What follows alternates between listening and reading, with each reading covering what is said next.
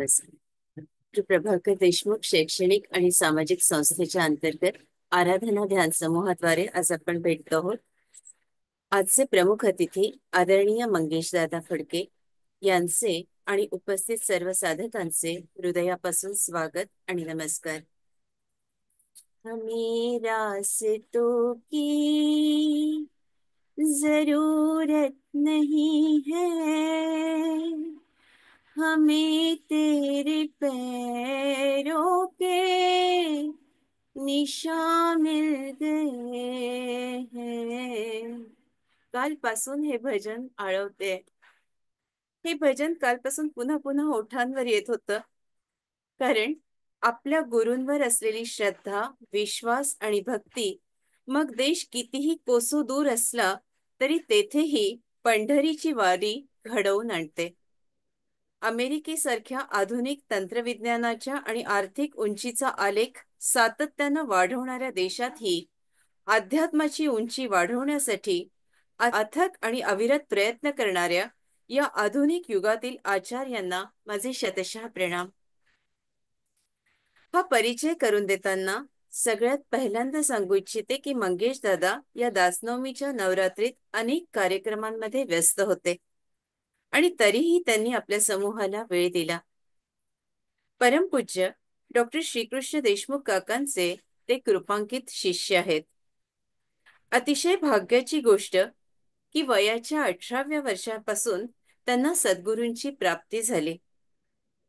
सद्गुरूंचे कार्य अखंड सुरू राहण्यासाठी त्यांना शिष्यानुग्रहाचा अधिकार देण्यात आला. त्यांचे लौकिक अर्थानं शिक्षण हे बीई, संगणकशास्त्र आणि MBA. एका आंतरराष्ट्रीय कंपनीत ते व्हाईस प्रेसिडेंट या पदावर कार्यरत होते.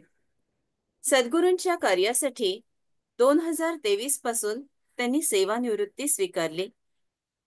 गेल्या 25 वर्षांपासून ते कॅलिफोर्निया, अमेरिकेत वास्तव्याला आहेत. 2002 पासून परमपूज्य काकांच्या प्रदीर्घ प्रवचनमालांचे आयोजन ते करतात आहेत. परमपूज्य मंदाताई गंधे, परमपूज्य गोविंद देवगिरी महाराज यांचे प्रवचनाचे आयोजन दादा अगदी नित्य नियमानं करतात. या व्यतिरिक्त आदरणीय मकरंद गोवा, आदरणीय मोळी शास्त्री या आचार्यांचेही प्रवचनाचे अनेक कार्यक्रम त्यांनी राबवलेले आहेत. गेल्या 12 वर्ष नियमितपणे श्री दत्त जयंतीची उपासना आणि श्री गुरुचरित्राचे अनुष्ठान, 100 प्रवचन मालिका त्यांच्या युट्यूबवर आहेत. वास्तुसिद्धी हे चॅनल आहे. मी सगळ्यांना विनंती करते की आपण कृपा करून हा कार्यक्रम झाल्यावर ते चॅनल सबस्क्राईब करावे, ही नम्र विनंती. तसेच अमेरिकेतील मुलांवर उत्तम संस्कार व्हावेत यासाठी 10 वर्षांपासून बालसंस्कार वर्गाचे ते आयोजन करीत आहेत. यावरून आपल्याला दादांच्या स्वभावाचं एक वैशिष्ट्य दिसून येत असेल की साधेपणा, सच्चेपणा, सहजता, सुनियोजितता, सखोलता, सात्विकता आणि समाजासाठी असलेली बांधिलकी. एक संस्कृत श्लोक आहे, अमंत्र अक्षरम नास्ति, नास्ति मूलमनौषधम, अयोग्य पुरुषो नास्ति, योजकस्तत्र दुर्लभा. दादा, आपल्याला शतशः प्रणाम करते आणि संपूर्ण सूत्र आपल्या हाती देते. गलद्दानगण्डं मिलद्भृङ्गखण्डं चलच्चारुशुण्डं जगत्त्राणशौण्डं लसद्दन्तकाण्डं विपद्भङ्गचण्डं शिवप्रेमपिण्डं भजे वक्रतुण्डम्.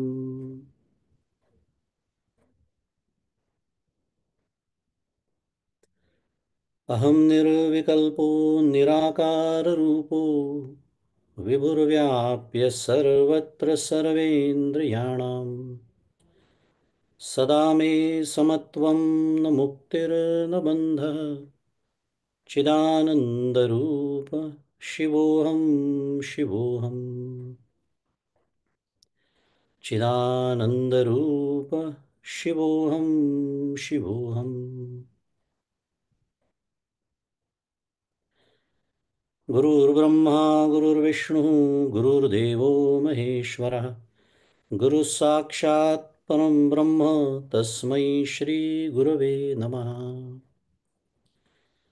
ब्रह्मानन्दं परमसुखदं केवलं ज्ञानमूर्तिं द्वन्द्वातीतं गगनसदृशं तत्त्वमस्यादिलक्ष्यम् एकं नित्यं विमलमचलं सर्वदी साक्षिभूतम् भावातीतं त्रिगुणरहितं सद्गुरुं तन्नमामि। श्री सद्गुरुनाथ महाराज की जय। जय जय रघुवीर समर्थ।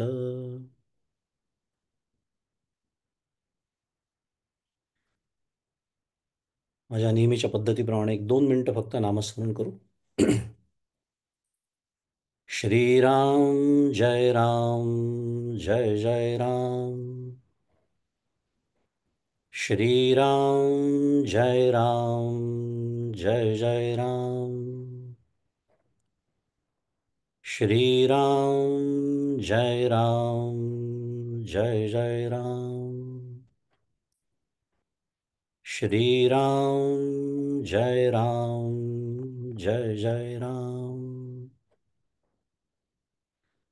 श्रीराम जय राम जय जय राम. श्रीराम जय राम जय जय राम. श्रीराम जय राम जय जय राम. श्रीराम जय राम जय जय राम. प्रभु श्री रामचंद्र भगवान की जय. श्री सद्गुरुनाथ महाराज की जय. जय जय रघुवीर समर्थ.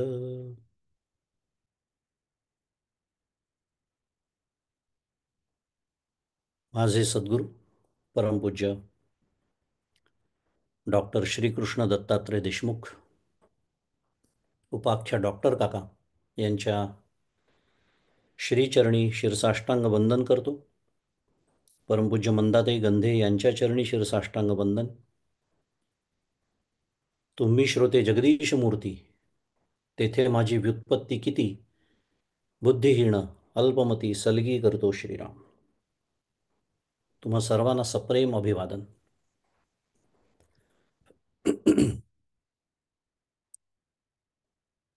सर्वप्रथम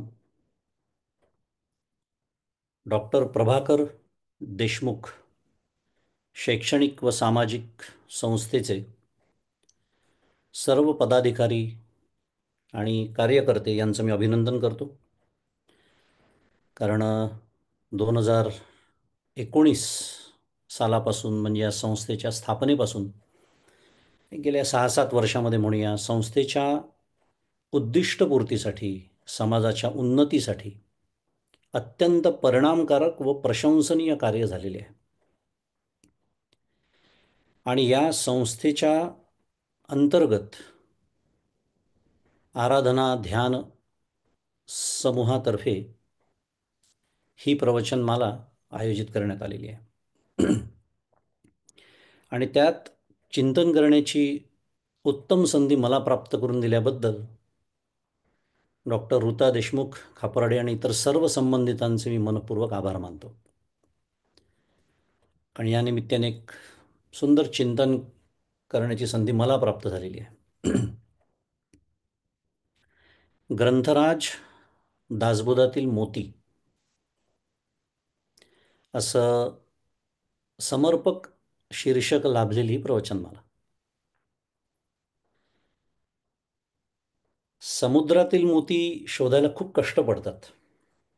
कारण समुद्रातील पाण्याच्या मानाने मोत्यांची संख्या नगण्य असते, आपल्याला माहिती आहे. पण दासबोध हा मोत्यांचाच समुद्र आहे. त्यामुळे वक्ता म्हणून आमचं श्रेय अगदी नगण्य आहे. मग आम्ही काय करतोय फक्त, तर या विविध प्रकारच्या मोत्यांच्या समुद्रातील काही निवडक मोती आज मी तुमच्यासमोर मांडणार आहे, इतकंच. आता या प्रस्तावनेसह आपल्या आजच्या चिंतनाकडे वळूया. चिंतनाचा विषय निवडलेला आहे दासबोधातील मायावाद. आता खरं सांगायचं तर या शीर्षकापासूनच चिंतनाला आरंभ होतो. काय म्हणालो मी आता? दासबोधातील मायावाद. कारण शीर्षक ऐकून असं वाटू शकतं की समर्थ मायावादी होते. आता श्री समर्थ रामदास स्वामी हे आद्य शंकराचार्यांच्या मताचे कट्टर समर्थक आहेत, की ज्यांनी मायेसह अद्वैत, म्हणजे ज्याला माया निरासवाद असे म्हणतात, त्याचं प्रतिपादन केलं. आणि या अर्थाने समर्थ म्हणतात की आधी मिथ्या उभारावे, मग ते ओळखून सांडावे. फार सुंदर मांडणी समर्थ करतात. आधी मिथ्या उभारावे, करावी त्याची उभारणी, मग मग ते ओळखून सांडावे. पुढे सत्य ते स्वभावे, अंतरी बाणे. आपल्याला माहिती आहे, आपण सर्वजण अभ्यासक आहात. काय म्हणतात ते समर्थ, की प्रथम मिथ्या वस्तू जी आहे त्या वस्तूसह सत्य समोर ठेवून नंतर मग मिथ्या वस्तू वगळली की सत्याचा बुद्धीत सहजच निश्चय होतो. आता प्रश्न असा येऊ शकतो मनामध्ये, असा विचार येऊ शकतो की जर शेवटी सत्यच सांगायचं आहे तर मग हे मिथ्याची मांडणी कशासाठी करायची? ती माझ्यासारख्याच्या चेहऱ्याकडे पाहून करावी लागते संतांना. गमतीने बोलतो थोडंसं. माझ्यासारखा जेव्हा सद्गुरूंच्या समोर जातो तेव्हा सद्गुरू म्हणतात, या ध्यानाला काय ध्यान लागणार आहे. एक विनोदी वाक्य आहे मराठीतलं. या ध्यानाला काय ध्यान लागणार आहे. लक्षात आलं असेल, मला त्याचं स्पष्टीकरण देण्याची गरज नाही. मुद्दा हा की ध्यान करण्याचा सुद्धा अधिकार प्राप्त करावा लागतो. अनेकांचा असा अनुभव असतो की वर्षानुवर्ष ध्यान करतात आहेत पण नाही, अजून हवी तशी प्रगती होत नाही. कारण अधिकार प्राप्तीशिवायच आपण तिथे जाऊन बसलो ध्यानाला तर आपल्या हेच फळ पदरात पडणार आहे. कशासाठी मांडतोय मी हे सगळं?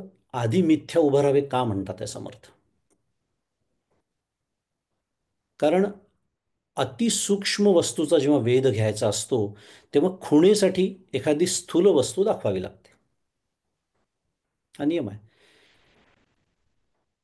आणि आपण ज्या वस्तूबद्दल बोलतोय, गगनाहुनी गाळीव म्हणते माऊली त्याच्या बाबतीत. जणू काही गगनाच्या वस्त्रातून, आकाशाच्या वस्त्रातून गाळून घ्यावं इतकं सूक्ष्म तत्व ते आहे. पण त्याला थेट जाऊन झोंबण्याची माझी ताकद नसल्यामुळे, माझं तेवढं विवेक, वैराग्य हे सगळं कमी पडत असल्यामुळे, एकाग्रता चित्ताची, त्यासाठी या गोष्टीची आवश्यकता असते. म्हणून एखादी स्थूल वस्तू दाखवावी लागते की त्याच्या खुणेनी, त्याच्या मदतीने, त्याच्या साह्याने त्या सूक्ष्म वस्तूपर्यंत, ज्याला ब्रह्म असं म्हणतात परमार्थामध्ये, आपण पोचू शकतो. आणि विचार केला ना तर स्वरूप प्राप्तीकडचा, किंवा आपण ज्याला आत्मानुभव म्हणतो, अगदी साध्या भाषेत बोलू, भगवंताकडे जाण्याचा मार्ग हा मायेच्या प्रांतातलाच असतो. उदाहरणार्थ, समजा मी एक समुद्रामध्ये उभा आहे, एक काय म्हणूया, छातीभर पाणी आहे म्हणा, गुडघाभर पाणी आहे, आणि मला किनाऱ्याकडे जायचं आहे. आता हा दृष्टांत आहे बरं का, किनारा म्हणजे अद्वैत. मला किनाऱ्याकडे जायचं आहे, ठरलं. मी वाटचाल सुरू केली.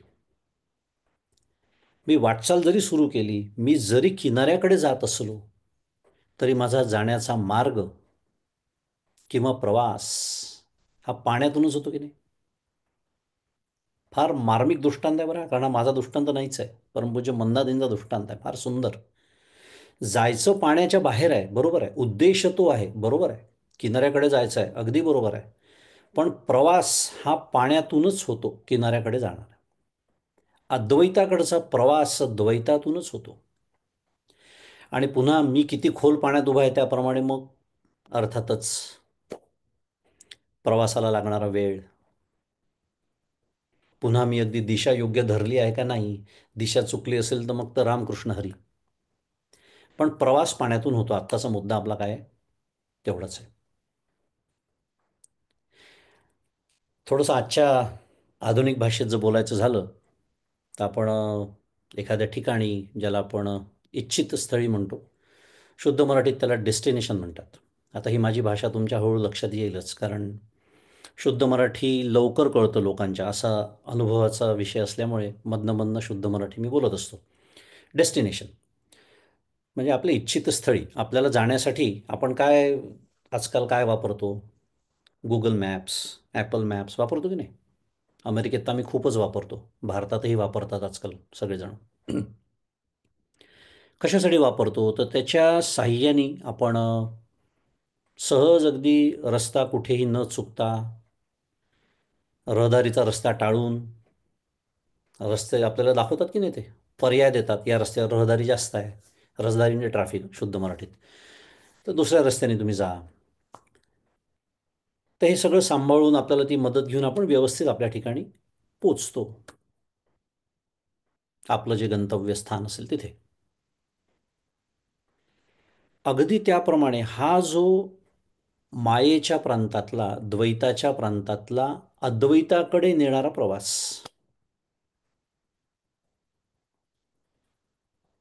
आणि आपण इच्छित स्थळी पोचल्यावर आपण जसं गुगल किंवा ॲपल मॅपचं कौतुक करतो. कोणाच्या तरी घरी गेलो समजा, आपण त्यांना काय सांगतो? अहो एकदम व्यवस्थित आलो आम्ही, काही त्रास झाला नाही, थँक्स टू गुगल मॅप्स. कोणाला विचारावं सुद्धा लागलं नाही. असं आपण जे एक गुगल ॲपल मॅप्सचं कौतुक करतो, त्याला मनोमन असं काय म्हणूया, धन्यवाद देतो आपण. अगदी त्याप्रमाणे समर्थांनी मायेचे आभार दासबोधात मानले, तिला वंदन केलेलं आहे. दासबोधातला मायावाद आपला विषय सुरू आहे, आणि मायेची मांडणी कशासाठी समर्थ करतायत हे समजून घेतोय आपण. मायेचा निरास हा उद्देश आहे, पण आधी मिथ्या उभा राहावे. त्यामुळे दासबोधामध्ये मायेला वंदन केलंय समर्थांनी.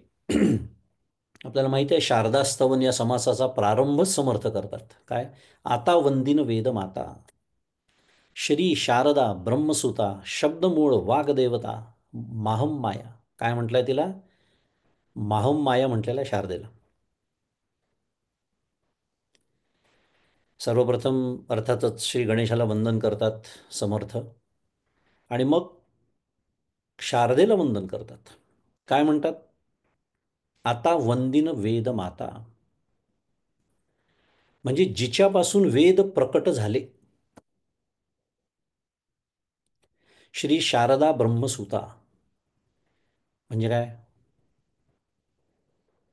ती ब्रह्मावरती अध्यस्त आहे, असा त्याचा खरा अर्थ आहे. ब्रह्मसुता म्हटल्यावर ब्रह्माची मुलगी असं वाटतं, पण ब्रह्मतत्वाच्या बाबतीत तिथे द्वैत सिद्धच होत नाही. त्याच्यामुळे त्या ब्रह्मावरती अध्यस्त आहे, या शारदेला उद्देशून म्हणतात समर्थ. आणि शब्दमूळ वाग्देवता, म्हणजे जी शब्दांना जन्माला घालणारी वाग्देवता आहे, त्या महामायेला मी वंदन करतो. महामाया, महामाया म्हटलेलं आहे, तिला वंदन करतो. कारण शारदा ही वाग्देवता आहे. संपूर्ण शास्त्र, वेद, उपनिषद, काय श्रुती म्हणा, स्मृती म्हणा, सर्व प्रस्थानत्रयी काय आहे सगळं? शाब्दिक आहे, वाङ्मय, वाङ्मय त्या शब्दातच आहे खरं. वाक्मय शब्दरूप आहे. आणि ते आहे म्हणून आपल्याला कळतंय की नाही, हे आपला विचारांची दिशा तीच आहे आपली. हे जर सांगितलंच नसतं, श्रुती आणि स्मृती जर बोलल्याच नसत्या, तर आपल्याला कळलं असतं का हो त्याचं स्वरूप? आपण जन्मोजन्मी अज्ञानीच राहिलो असतो. माया, म्हणून मायेचे आभार मानतात ते समर्थ, तिला वंदन करतात आहे. आणि हा जो समास आहे, या समासात मायेचा जो सर्व आवाका, विविध अभिव्यक्ती म्हणूया, यांचं वर्णन करून झाल्यावर शेवटच्या ओवीमध्ये समर्थ मायेच्या स्वरूपाचं, महिम्याचं वर्णन करतात. मायेचा महिमा ऐकायला पहा कसं वाटतंय. आपण नेहमी ऐकतो ही माया तरुण जायची आहे, माया अशी आहे, माया तशी आहे, माया वाईट, थोडक्यात. पण इथे महिमेचं वर्णन करतात आहे. समर्थ कशाला भगवंत बोलतात आहेत 7व्या अध्यायात. काय म्हणतात? दैवी ही एषा गुणमयी मम माया. आहे नाही वर्ण? दैवी ही एषा म्हणजे काय? अलौकिक, अद्भुत, अतिअद्भुत अशी त्रिगुणात्मक माझी माया आहे, मम माया. आणि दैवी ही एषा म्हणजे ही दैवी शक्ती म्हणजे माझी शक्ती आहे.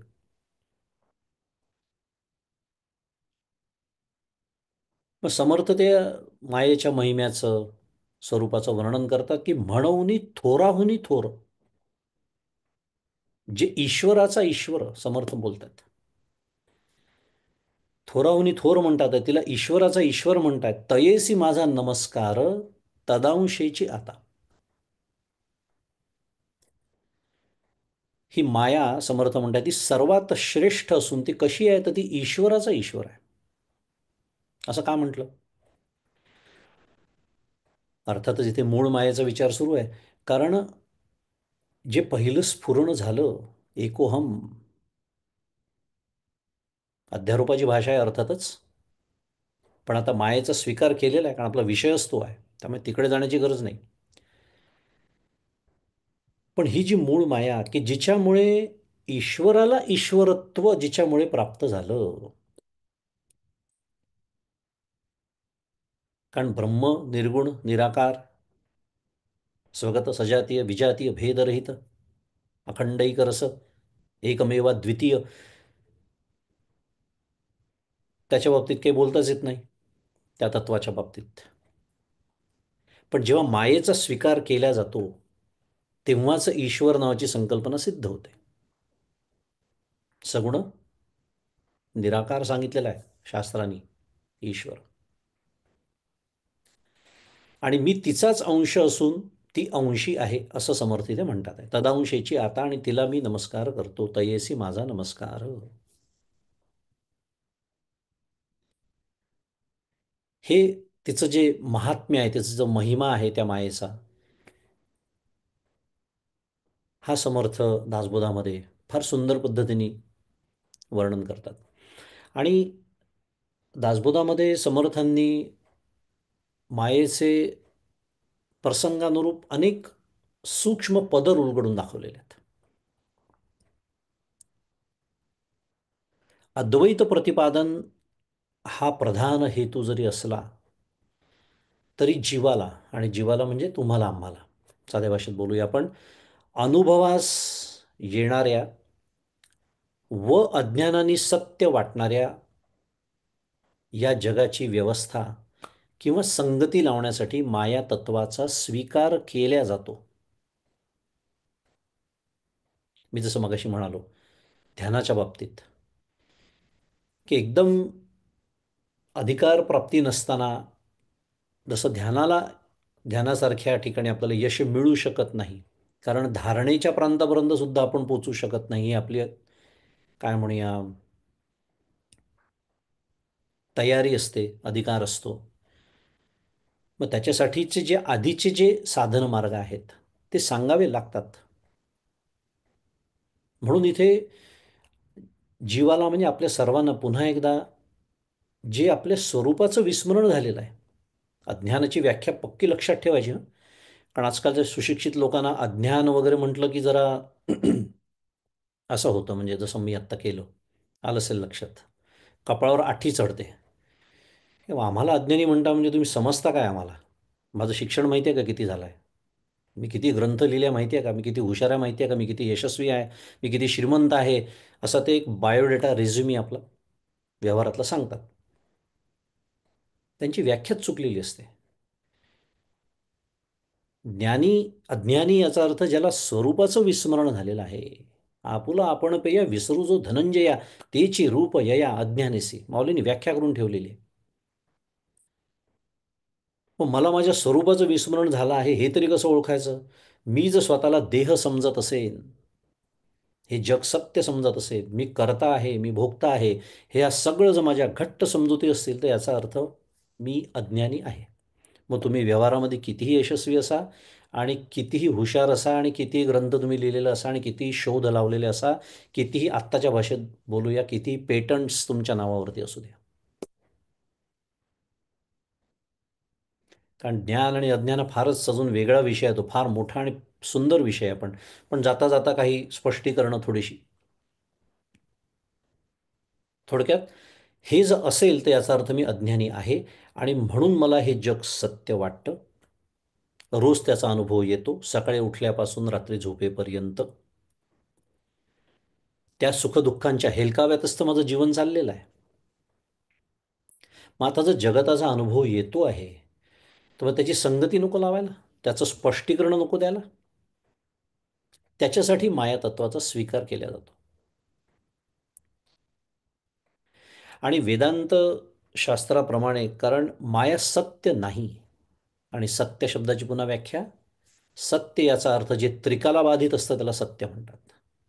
अखंड आहे, आहे, आहे. म्हणजे काय? तीनही काळात जे आहे, तिथे होतं नव्हतं, असेल नसेल ही भाषाच नाही आहे. कारण काळ ही मानवी संकल्पना आहे. काही काही गोष्टी आपल्याला, आपण असा विचार करत नाही कधी. आणि आज आधुनिक विज्ञान सांगत आहे टाईम इज रिलेटिव्ह. हे आपल्या पूर्वजांनी आधीच सांगितलं होतं. काय आपले 1000 वर्ष म्हणजे ब्रह्मदेवाचा एक दिवस सांगितलं होतं की नाही? म्हणजे टाईम इज रिलेटिव्ह आपल्या पूर्वजांनीच आपल्याला सांगितलं होतं, पण आपल्याला ते नाही कळलं. सोडून देऊ, विषय वेगळा आहे. मुद्दा एकच, त्रिकाला बाधित आहे ते. हे जग निर्माण व्हायचं होतं तरी ते तत्व आहे, जग निर्माण झालेलं आहे तरी ते तत्व आहे, आणि कोट्यावधी वर्षानंतर एक दिवस जग संपेल तरीही ते तत्व आहे. म्हणून तुकाराम महाराज म्हणतात, सत्य तू सत्य तू सत्य तू विठ्ठला. का म्हणतात 3 वेळेला? ते याच्यासाठी. त्रिकाला बाधित असं जे असतं त्यालाच फक्त सत्य असं म्हणतात. बाकी जे येणारं जाणारं आगमापायी, भगवद्गीतेतला शब्द, बदलणारं, विकारी, उत्पन्न होणारं, जन्माला येणारं इत्यादी. कारण जे जन्माला येतं त्याला काय सांगण्याची गरज नाही. महाभय आपल्या सर्वांच्याच अंतःकरणात मृत्यू. कारण पुन्हा देह मी सत्य आहे, त्यामुळे मृत्यूचं भय.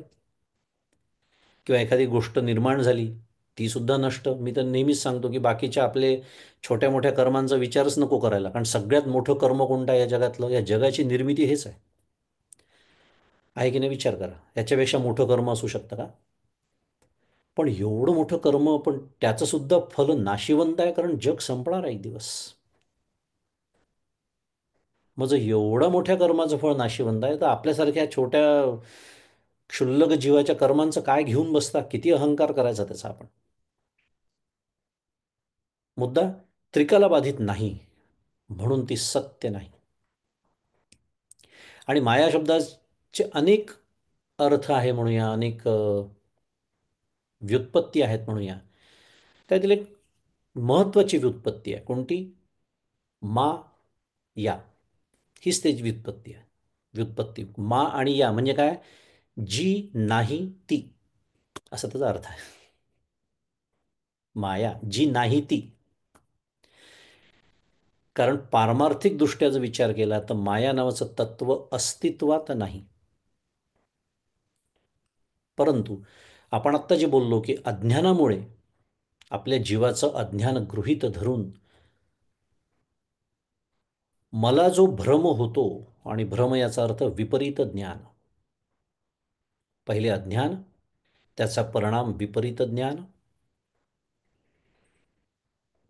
त्यामुळे काय होतं? ती आहे असं वाटतं.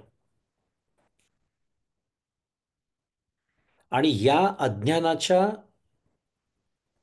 पलीकडे जाण्यासाठी अद्वैत तत्वाचा, ब्रह्मतत्वाचा अनुभव येईपर्यंत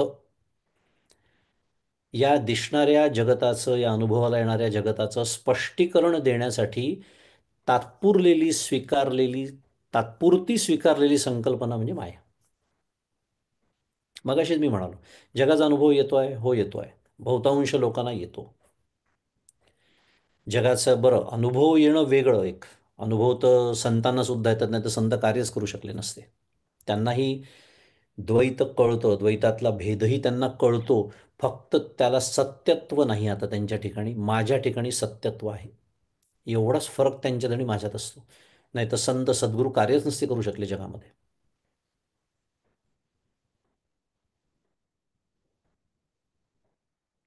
त्यामुळे अनुभव येतो, सत्यत्वाने येतो. त्याचे रोज माझ्या अंतःकरणावरती परिणाम होतात, सुखदुःख रूप. सगळे जी द्वंद्व आहेत ना आपल्या आयुष्यामध्ये, यश अपयश, मान अपमान, लाभ हानी, शीत उष्ण इत्यादी इत्यादी, या सर्व द्वंद्वांचं वर्गीकरण जर केलं तर दोनच त्या गटामध्ये ते बसतात, सुख आणि दुःख. कारण काही गोष्टी अनुकूल वाटतात, काही गोष्टी प्रतिकूल वाटतात. आणि एखाद्याला एखादी गोष्ट अनुकूल वाटली ती दुसऱ्याला प्रतिकूल वाटू शकते, आणि त्याला अनुकूल वाटणारी गोष्ट मला प्रतिकूल वाटू शकते. शुद्ध मराठीत, it is a subjective matter, not an objective. मुद्दा ह्या द्वंद्वामध्ये, हे द्वंद्व जे आहे त्याचा कॉमन डिनोमिनेटर ज्याला म्हणता येईल तो आहे फक्त सुख आणि दुःख. या सुखदुःखाच्याच हेलकाव्यात माझं जीवन अजूनही चाललेलं आहे. कारण मला जग अजूनही सत्य वाटतं. त्याच्यात घडणाऱ्या घटना, त्याचे माझ्यावरती होणारे परिणाम, माझ्या अंतःकरणामध्ये दुःखरूप परिणाम म्हणूया, क्रोधरूप परिणाम म्हणूया, कामरूप परिणाम म्हणूया, इत्यादी इत्यादी. हे सगळं असल्यामुळे ना, या जगताचं स्पष्टीकरण देण्यासाठी ती स्वीकारलेली संकल्पना आहे वेदांतशास्त्राने, माया. जसं एखादं गणित, आपण शाळेत गणित शिकलो सर्वजण, आणि गणित सोडवण्यासाठी आपण एक क्ष धरायचो का, ज्याला मराठीत एक्स असं म्हणतात. धरायचो की नाही क्ष. गणिताचं उत्तर माहीत नाही, मग काय, त्याचं उत्तर क्ष आहे असं गृहीत धरायचं आणि पुढे गणित सोडवत जायचं. असं आपण ते स्वीकारतो. आणि मग गणित सुटलं, बरोबर त्याच्या त्या पायऱ्या आपण शिक्षकांनी सांगितलेल्या, त्या पायऱ्यांनी आपण ते गणित सोडवलं की गणित सुटतं. म्हणजे काय होतं, सुरुवातीला जे मी क्ष धरलेलं असतं त्या क्षची खरी किंमत कळते.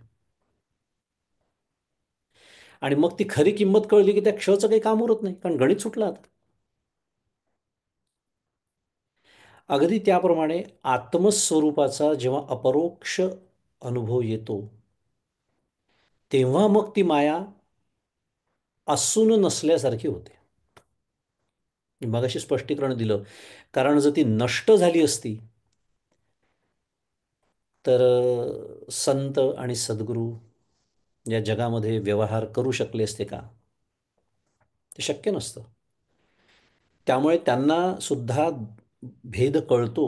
हा पुरुष आहे, हा स्त्री आहे, ही स्त्री आहे, हा भारतात राहतो, हा अमेरिकेत राहतो, हा इकडनं आला, हा तिकडनं आला, हा कोल्हापूरवरून आला, ती नागपूरवरून आली. साधनेचा अधिकार कळतोय, सगळं कळतं त्यांना. पण त्याला त्यांच्या ठिकाणी आता सत्यत्व नसतं. कारण काय झालेलं असतं, त्यांचा दृढ मिथ्यात्व निश्चय. त्याला एक सुंदर शब्द परमपूज्य काका देतात, बाध. त्याला म्हणायचं बाध.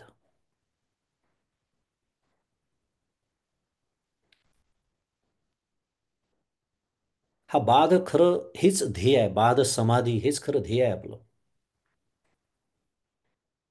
त्यामुळे सत्यत्वाने त्यांना अनुभव येत नाही. त्याचा दृष्टांत नेहमीचा द्यायचं झालं तर मृगजळ फार सुंदर दृष्टांत आहे. कारण मला कळलं हे मृगजळ आहे, म्हणून आपल्याला मृगजळ दिसायचं बंद होतं का, विचार करा. नाही. ते अगदी कळल्यानंतर सुद्धा आधी मला ते जितकं सत्य वाटत होतं, म्हणजे पाणी वाटत होतं, मला पाहिल्या पाहिलं असं वाटलं पाणीच आहे. आणि भ्रम झाला.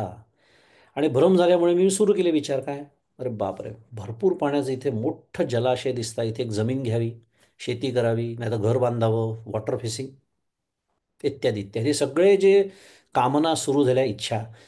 आणि मग सांगितलं कोणीतरी की अरे हे पाणी नाही आहे, ते मृगजळ आहे.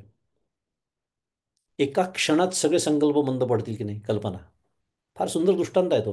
पण आपल्याला त्याचा हा बारकावा नाही बघायचा आहे, दुसरा बारकावा. त्याची मार्मिकता ही आहे की मृगजळ आहे हे कळल्यानंतरही ते दिसत राहतं, दिसण्याचं बंद नाही होत. पण आता त्याच्या संबंधी अनुकूल प्रतिकूल, साधक बाधक हे विचार बंद पडतात. ह्याला म्हणायचं बाध. असा बाध संत सद्गुरूंचा झालेला असतो, म्हणून त्यांना सुखदुःखे समे कृत्वा लाभालाभो जया जयो इत्यादी त्यांचं वर्णन किंवा स्थितप्रज्ञाची जी लक्षणं आहेत दुसऱ्या अध्यायात.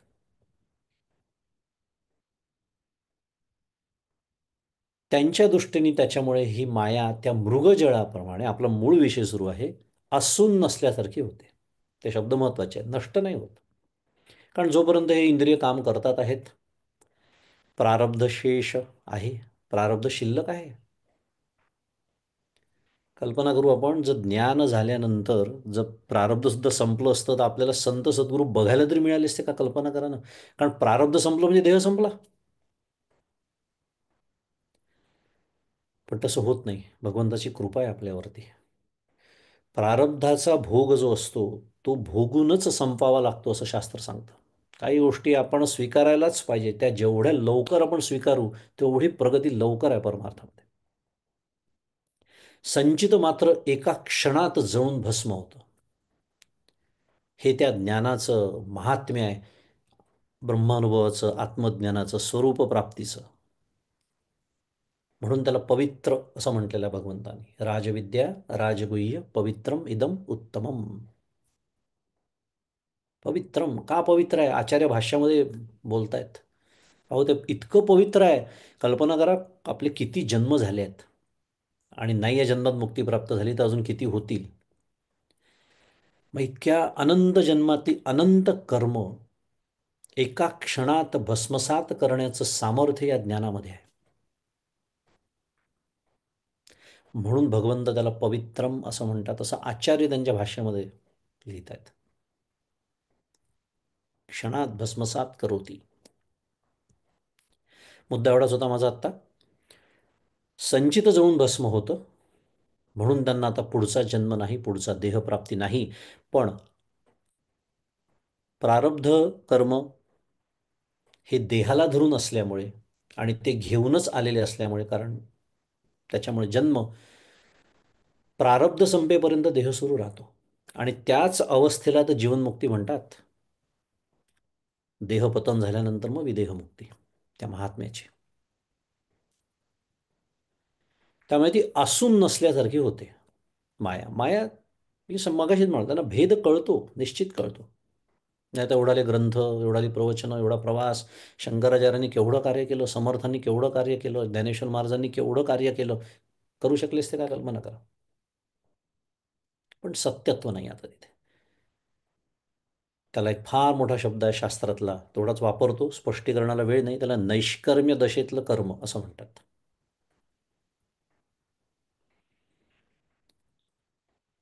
असो, हे जे आपण बघतो आहे की ही ज्ञानप्राप्ती झाल्यानंतर ती माया सत्यत्वाने त्यांच्यासाठी उरत नाही, ही प्रक्रिया स्पष्ट करताना समर्थ दासबोधाच्या शेवटी म्हणतात.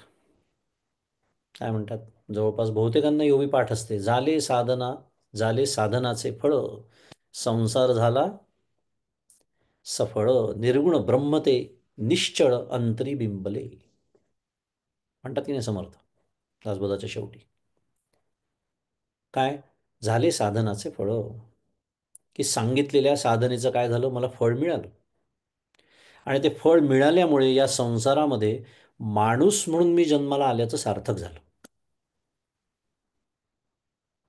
काय काय शिकायला मिळतं आपल्याला?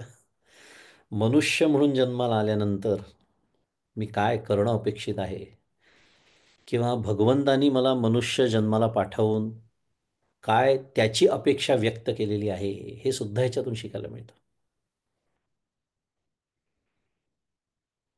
कारण केवळ भोग हेच जर माझ्या जीवनाचं स्वरूप असेल तर ते तर प्राणी पण भोगतातच आहेत, ते ते करतातच आहेत.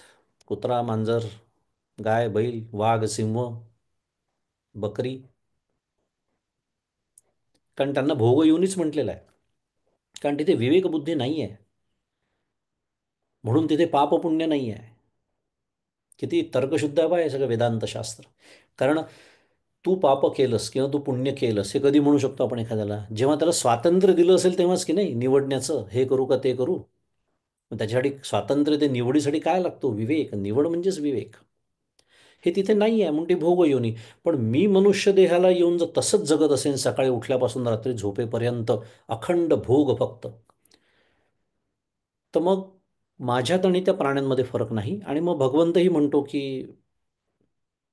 मला असं वाटतं, गमतीने बोलायचं झालं तर, की तुला पुढचा जन्म मनुष्याचा देण्याची काही आवश्यकता नाही. का? कारण मी तुला तलवार दिली आणि तू भेंड्या चिरत बसला त्यांनी.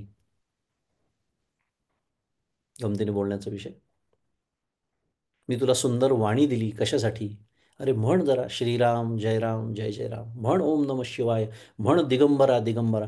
ते सोडून मी काय केलं? आयुष्यभर लोकांचे अंतःकरण चिरत जातील असं भाषा फक्त बोलत राहिलो, भुंकत राहिलो. मग भगवंत काय म्हणेल?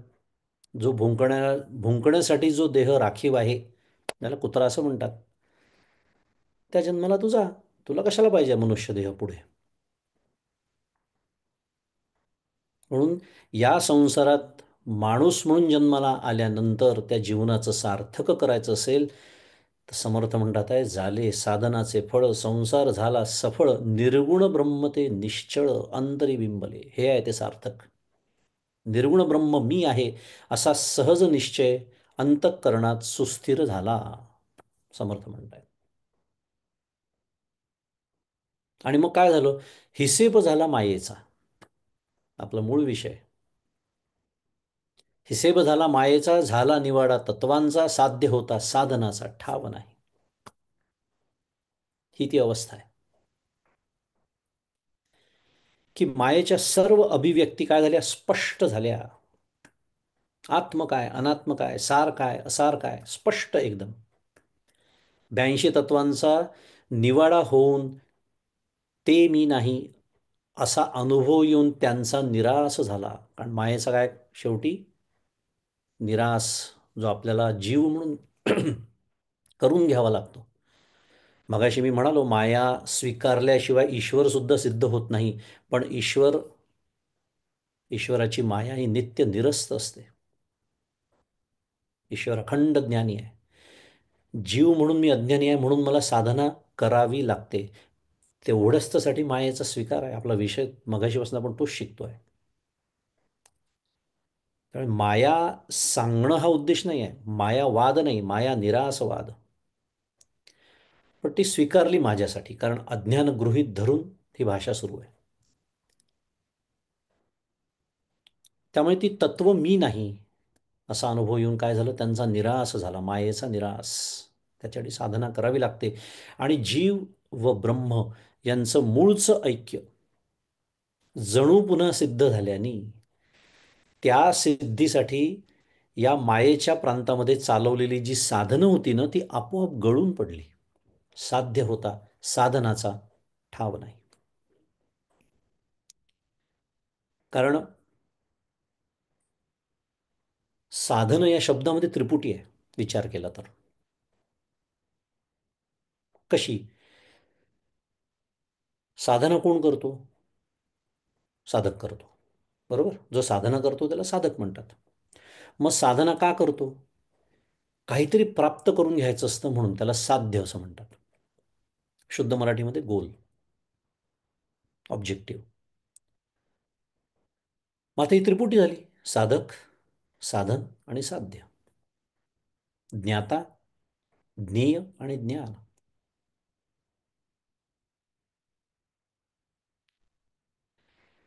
ही त्रिपुटी जेव्हा लयाला जाते तेव्हाच जीवब्रह्मैक्य सिद्ध होतं. कारण ज्ञातुर्ज्ञेया विहीन नुसदेची जे का ज्ञान, माऊली सांगते. त्रिपुटी नाही आहे तिथे, केवळ ज्ञान, फक्त ज्ञान रूपता.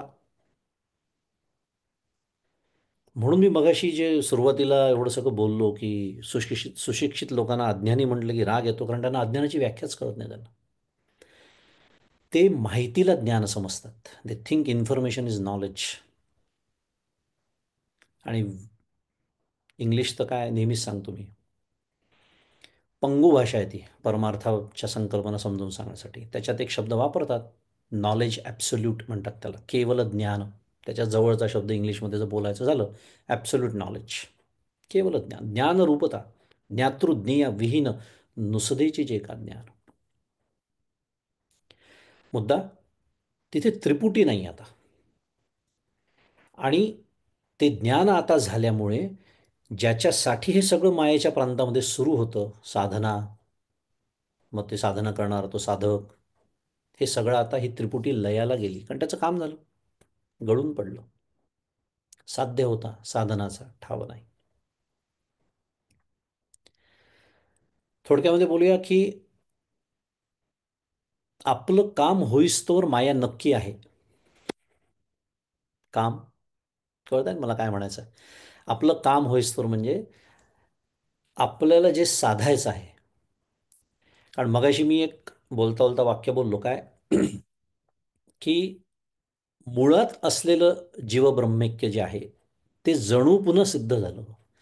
आपण नेहमी ऐकतो परमार्थामध्ये, परमार्थ हा नित्यप्राप्ताची प्राप्ती आहे. ऐकलं असेल तुम्ही.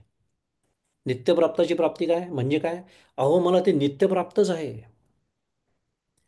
ज्ञान आपण ज्याला म्हणतो आहे, ज्याला सत चित आनंद असं म्हणतात, ज्ञान म्हणजे चित्त, ते नित्यप्राप्तच आहे. म्हणजे काय, ह्या क्षणी सुद्धा तुम्ही आम्ही सर्व ब्रह्मच आहोत, पण नाही ना तसा अनुभव अजून. तेच अज्ञान.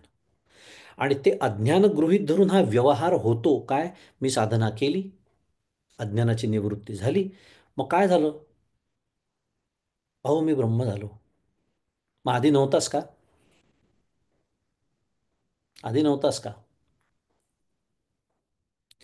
बंधनातून तोच मुक्त होऊ शकतो जो आधी मुळात मुक्त होता. लक्षात ठेवायचं, वेदांताचे काही सिद्धांत आहेत.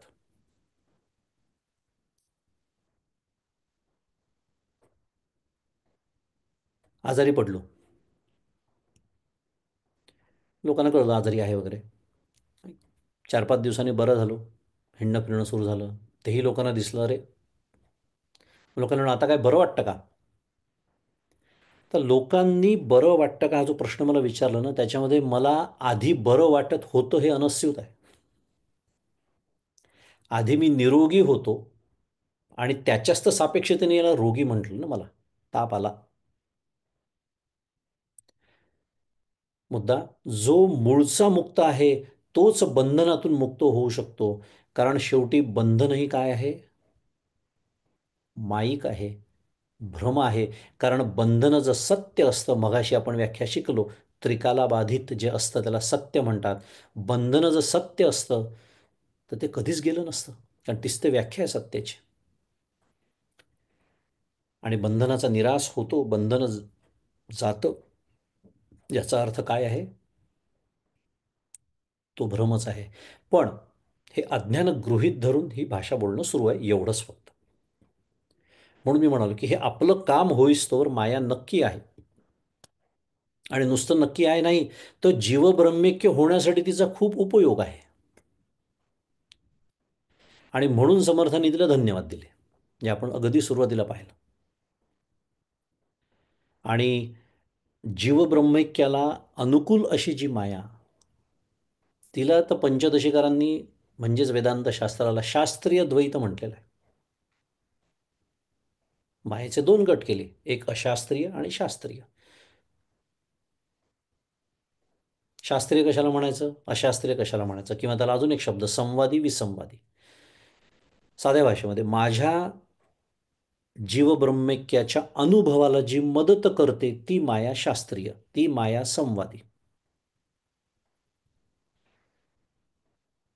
सर्व ग्रंथ, सर्व शास्त्र, सर्व आपल्या सगळ्या साधना हे मायेच्या प्रांतातली आहे की नाही? तेच तर आपण बोलतोय मगाशीपासून. द्वैताच्या प्रांतातच आहे. साधन द्वैताच्याच प्रांतात असतं.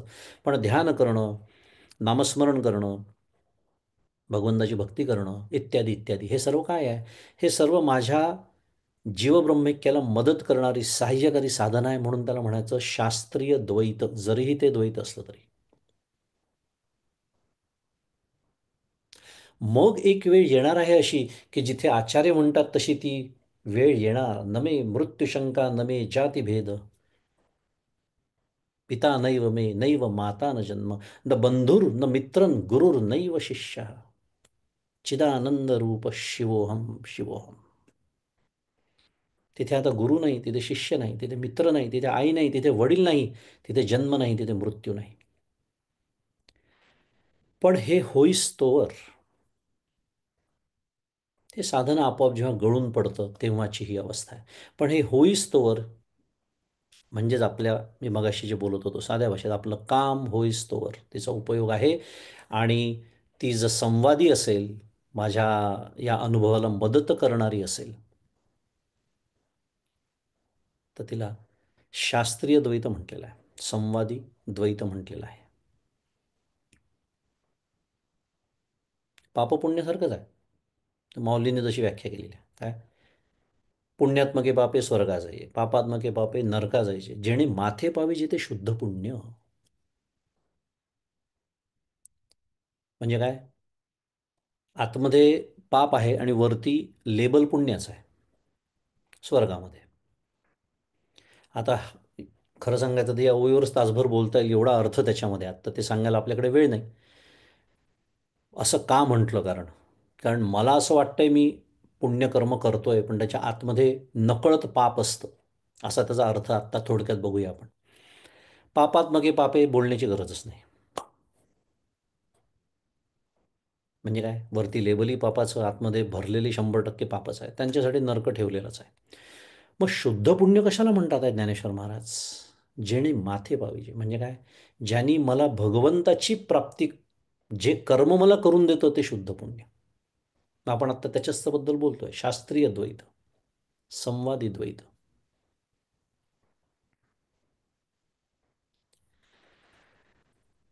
शास्त्रकार मायेचे अनेक लक्षणं सुद्धा सांगतात. पुष्कळ लक्षणं आहेत त्याच्यामध्ये. अनिर्वचनीयत्व येतं सर्वात सर्वप्रथम. अनिर्वचनीय म्हटलेलं आहे मायेला. अनिर्वचनीय म्हणजे काय, जिच्याबद्दल निश्चित वचनच करता येत नाही. का बरं, कारण सत विलक्षण, असत विलक्षण, अनिर्वचनीय, आणि म्हणून ती मिथ्या. सतच्या लक्षणांशी जुळत नाही, मगाशीच पाहिलं आपण. त्रिकालाबाधित आहे का, नाही, म्हणजे ती सत निश्चित नाही. अनेक बाकीचे निकष आहेत, पण त्रिकालाबाधित नाही हा मुख्य निकष. बरं, असत म्हणावं तर अनुभव येतोय, रोज प्रतिक्षणी अनुभव येत आहे. असत म्हणजे जे कधीच नसतं, पण ते आत्ता आहे, म्हणजे गृहीत धरलेले आपल्यासाठी. त्यामुळे ती सतच्या लक्षणांशी जुळत नाही, असतच्या लक्षणांशी जुळत नाही, म्हणून तिच्याबद्दल निश्चित वचनच करता येत नाही, म्हणून अनिर्वचनीय ती आहे, म्हणून त्याला एक सोपा शब्द मिथ्या. अशी अनेक लक्षणं तिची सांगितलेली आहे. अनिर्वचनीयत्व, त्रैकालिक निषेधाचं प्रतियोगित्व ती करते. कठीण भाषा वाटते शास्त्राची, पण समजून घेतलं की सोपं असतं. कठीण शब्द आहे, त्रैकालिक निषेधाचं प्रतियोगित्व. प्रतियोगित्व किंवा प्रतियोग, प्रतियोग म्हणजे विरुद्ध असा अर्थ होतो.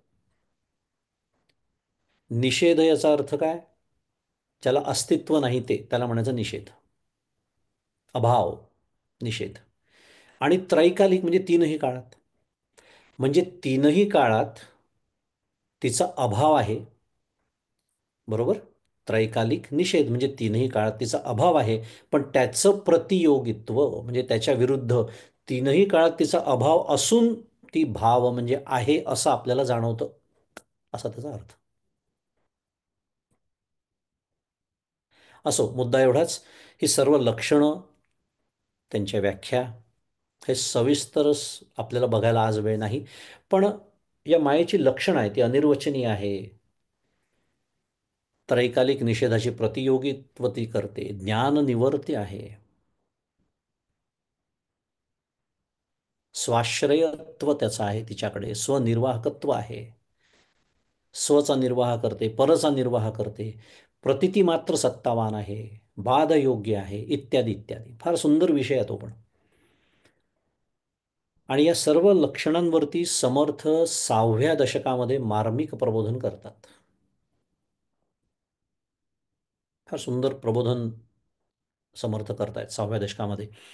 आणि आपल्या मर्यादित वेळेत मी जसं म्हणालो की हे सविस्तर अभ्यासण्यासाठी आपल्याकडे वेळ नाही. परंतु एक उदाहरण बघायचं झालं तर यातलं प्रतिती मात्र सत्तावान हे लक्षण जर आपण निवडलं तर प्रतिती मात्र सत्तावान याचा अर्थ काय? पुन्हा जर आपला अभ्यास नसेल तर असं वाटतं काय हे खूप कठीण आहे. कठीण काही नसतं, समजेपर्यंत कठीण असतं फक्त. प्रतिती आपण फोड करूया त्याची. 3 शब्द आहेत कारण त्याच्यात.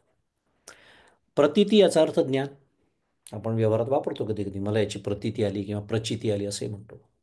म्हणजे मला काय एखादी गोष्ट कळली म्हणजे मला त्याचं ज्ञान झालं. प्रतीती म्हणजे ज्ञान. आता प्रतिती मात्र म्हणजे ज्ञानापुरतं असा त्याचा अर्थ होतो.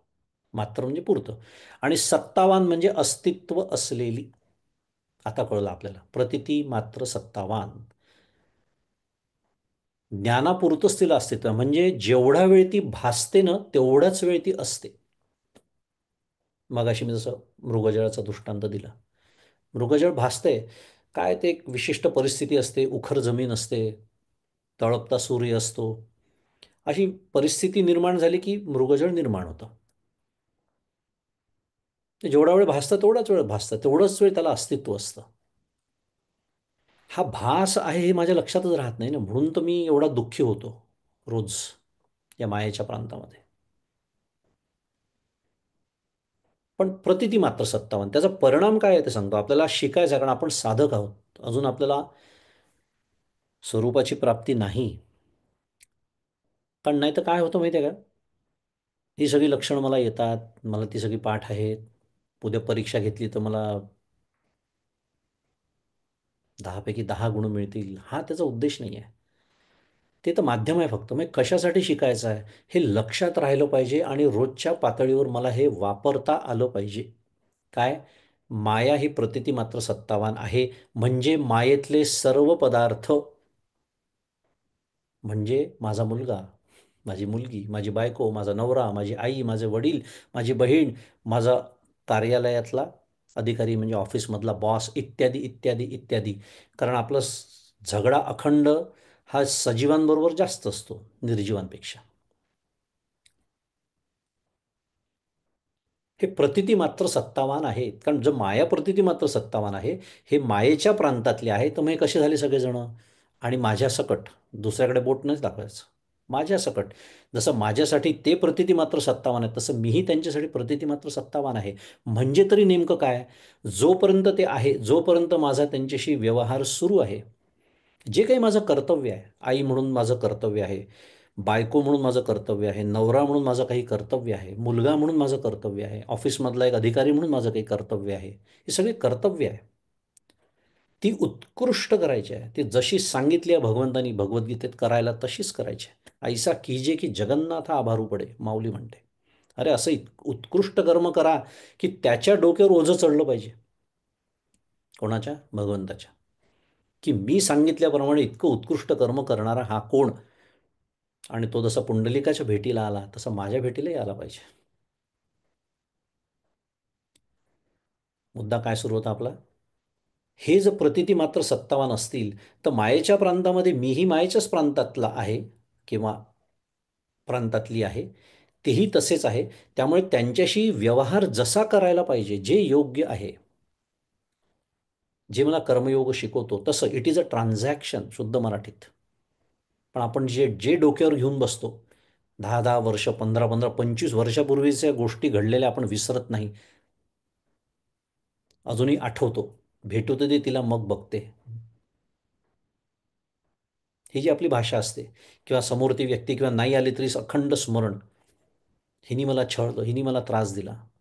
आणि इकडे भगवद्गीतेचा अध्याय पाठ करायचा, गतासून गतासूंश नानुशोचंती पंडिता. तर ते पंडितांसाठी सांगितलं ना, माझा काय संबंध आहे त्याच्याशी? नाही, प्रतिती मात्र सत्तावान हा होणारा त्याचा परिणाम आहे. दिस इज अन इम्प्लिकेशन. तर माझ्या या अभ्यासाला अर्थ आहे दासबोधाच्या. हे आपल्या लक्षात आलं पाहिजे बरं का. नाही तर नुसता मी दासबोधाचा अभ्यास करते किंवा करतो या बोलण्याला काहीच अर्थ नाही आहे. ते वापरायचे आहेत ती तत्व. प्रतिती मात्र सत्तावान समर्थ सांगतायत आणि अत्यंत वैशिष्ट्यपूर्ण पद्धतीने समर्थ सांगतात दासबोधामध्ये. स्वप्नी वाटे जागेपण दृष्टांत देतात समर्थ. स्वप्नी वाटे जागेपण तैसी अनुभवाची खूण आली परी ते सत्य स्वप्न भ्रमरूप. समर्थ बोलतायत. आपण एक, मी जसं मगाशी म्हणालो, मायेची लक्षणं आहेत. आपण एक उदाहरणात दाखल म्हणून एक फक्त आपण त्यातलं निवडलं आणि समर्थ कसं मार्गदर्शन करतात त्या दासबोधामध्ये. जो आपला विषय आहे, स्वप्नी वाटे जागेपण. म्हणजे समर्थ काय सांगतात आहे, स्वप्न पाहणाऱ्याला आपण स्वप्नात जागे आहोत असं वाटतं. किती छान विचार आहे पहा. आपण कधी असं विचारच करत नाही की अरे हो, खरं आहे, स्वप्नात मी जागं आहे असंच वाटतं की नाही आपल्या सर्वांना. म्हणून तर आपण स्वप्न बघतो, अनेक गोष्टी बघतो, अनेक काय विविध विषय असतात स्वप्नामध्ये, ज्याची त्याची स्वप्न त्याला माहिती. डोंगर, नद्या, पर्वत, समुद्र, नातेवाईक, मित्र, शत्रू, न पाहिलेली माणसं, सगळे सगळे तिथे दिसतात आपल्याला. कारण आपण स्वप्नात जागे आहो असंच आपल्याला वाटतं. आणि तसा जणू प्रत्यक्ष अनुभवही आपण घेत असतो, कारण स्वप्नांचा अनुभव आपण घेत असतो. परंतु सत्य वाटणारं, कारण मी जेव्हा स्वप्न बघत असतो तेव्हा मला ते सत्यच वाटतं. हा एक सुंदर त्याचा बारकावा आहे बरं का. मी स्वप्न बघत असताना मी स्वप्न बघतो आहे याचं भान असतं का आपल्याला, साध्या भाषेत बोलूया? नाही. म्हणजे स्वप्न मला सत्यच वाटतं. पण ते स्वप्न मिथ्या असतं, भ्रामक असतं. कारण स्वप्नातील पदार्थ जोपर्यंत स्वप्न आहे तोपर्यंतच मला दिसतात. काय शिकतोय आपण? प्रतीती मात्र सत्तावान. पण जाग ज्या क्षणी मला येते त्या क्षणी ते सर्व नष्ट होतं, एका क्षणात नष्ट होतं.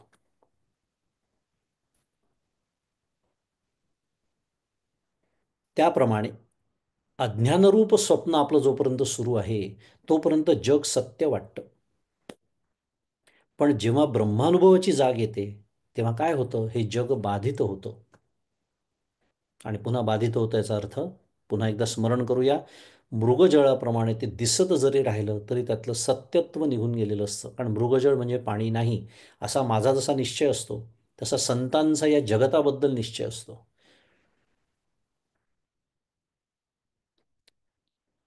असो, ही सगळी अनेक लक्षणं आहेत मायेची. मायेची कार्यानुसार वेगवेगळी नावं पण आहेत. तिला जगताच्या निर्मितीच्या काळी किंवा आधी तिला महत किंवा अव्यक्त किंवा प्रधान अशी 2-3 नावं आहेत त्या अवस्थेमध्ये तिला. नंतर तिला प्रकृती म्हणतात, माया म्हणतात. जीवाच्या बाबतीत अज्ञान, अविद्या, शक्ती इत्यादी अनेक नावं आहेत तिचं. तिचं मायेचं कार्य बदललं, भूमिका बदलली की नाव बदलतं. पण ते मायेचंच स्वरूप. ईश्वराच्या बाबतीत माया म्हणतात, जीवाच्या बाबतीत अविद्या म्हणतात. उदाहरणार्थ, ईश्वराची माया नित्य निरस्त असते. आपल्याला अविद्येचा निराश करून घ्यावा लागतो जीव म्हणून. हे सगळं आपण मगाशी बोललो. थोडक्यात थोडक्यामध्ये मायेची जशी भूमिका बदलते, तिचं कार्य बदलतं, नाव बदलतात. आणि या ज्या निरनिराळ्या भूमिका आहेत ना मायेच्या किंवा तिच्या कार्याचं वर्णन दासबोधामध्ये आपल्याला प्रत्यक्ष आणि अप्रत्यक्षरित्या सापडतं. आपल्या आजच्या चिंतनाचा उपसंहार करताना ज्या मायेमुळे, म्हणजे समर्थांची भाषा वापरायची तर ज्या शारदा स्वरूप मायेमुळे हे शब्दरूपी चिंतन, प्रतिपादन आणि श्रवण आपल्या सर्वांना शक्य झालं, तिला आपणही वंदन करूया. आणि ही माया तरुण जाण्यासाठी ती ज्या भगवंताची शक्ती आहे त्याला शरण जाण्याशिवाय, त्याचं भजन करण्याशिवाय दुसरा मार्ग नाही, याचं स्मरण करूया. कारण भगवंत पुन्हा एकदा 7व्या अध्यायात आपल्याला बोध करतायत, दैवी ह्येषा गुणमयी मम माया दुरत्यया मामेव ये प्रपद्यन्ते माया मेतां तरन्ति ते. जे मला शरण येतात तेच फक्त ही जी माझी माया आहे ना, माझी शक्ती आहे ती तरुण जाऊ शकतात. त्या भगवंताला आपण शरण जाऊया आणि आपली ही वेळ झालेली आहे. त्यामुळे तिथे थांबूया. माझ्या वाणीला विराम देतो आणि हे चिंतन श्री गुरुचरणी समर्पित करतो. श्री सद्गुरुनाथ महाराज की जय. जय जय रघुवीर समर्थ.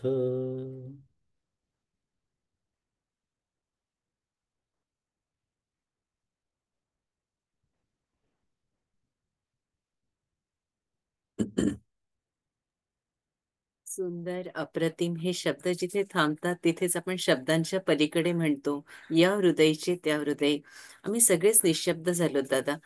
अम, मी तर आपल्याला विनंती करेन की जेव्हा जेव्हा आपल्याला सवड होईल तेव्हा आम्हाला श्री समर्थांची वाणी आपल्याकडून ऐकायची आहे, श्रवण करायची आहे. अनघताईंना विनंती करते की त्यांनी आभार प्रदर्शन करावं. नमस्कार. आपल्या ओघवत्या वाणीत अत्यंत कठीण असलेला विषय आपण खूप सोपा करून सांगितला. आपण निवडलेला मोती खरंच सगळ्यात किमती होता. मायावाद समजवणं खूप कठीण कार्य आहे. त्याबद्दल आपले खूप खूप धन्यवाद. आपण आमच्या समूहावर आलात, आम्हाला मार्गदर्शन केलं, त्याबद्दल आम्ही सगळेजण आपले ऋणी आहोत.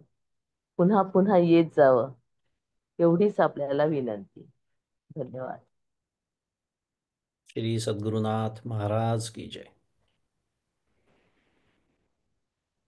भेटूया. जय श्रीराम.